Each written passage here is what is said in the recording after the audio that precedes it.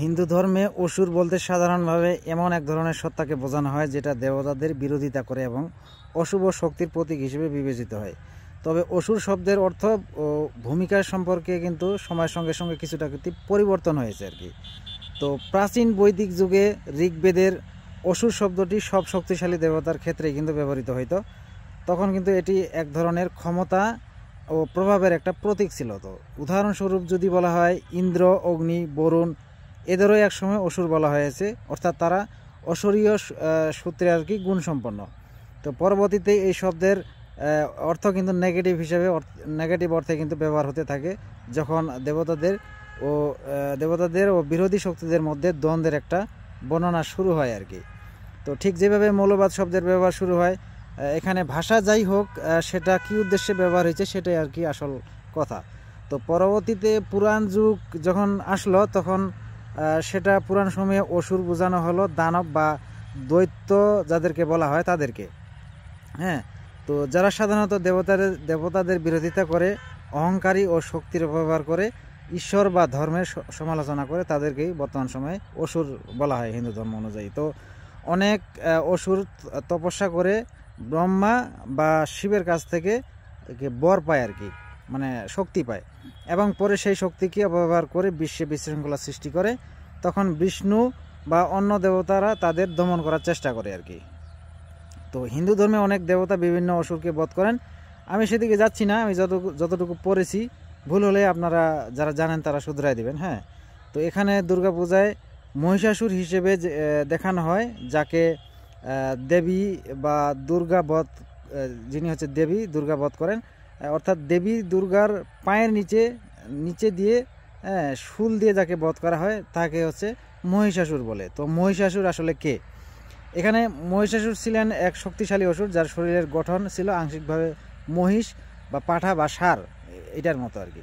তো তিনি তপস্যা করে ব্রহ্মার কাছ থেকে বর পেয়েছিলেন যাতে করে কোনো পুরুষ দেবতা বা মানুষ তাকে বধ করতে না পারে। তো এই বর পেয়ে তিনি অন্য দেবতাদেরকে স্বর্গ থেকে আর কি তাড়িয়ে দেন এবং সারা বিশ্বে আতঙ্ক সৃষ্টি করেন।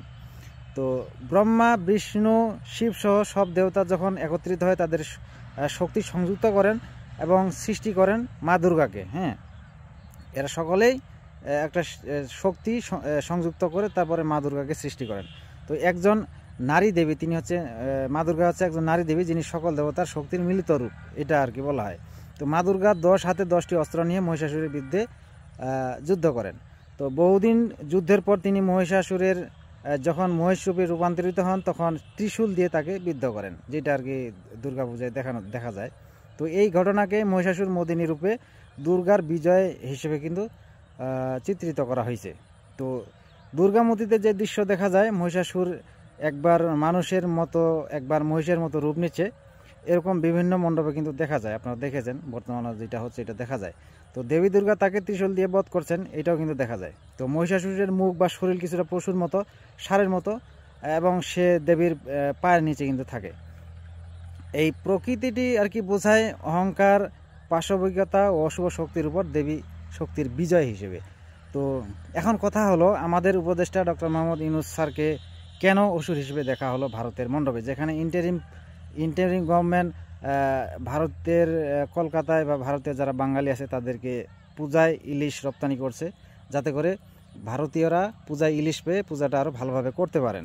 হ্যাঁ, এটা ডক্টর ইউনূসের আমলে কিন্তু আগেও হয়েছে, কিন্তু ডক্টর ইউনূস চাইলে কিন্তু এটা নাও করতে পারতো। হ্যাঁ, কিন্তু তারপরে তিনি দিয়েছেন যাতে তারা ভালো করে উদযাপন করতে পারে।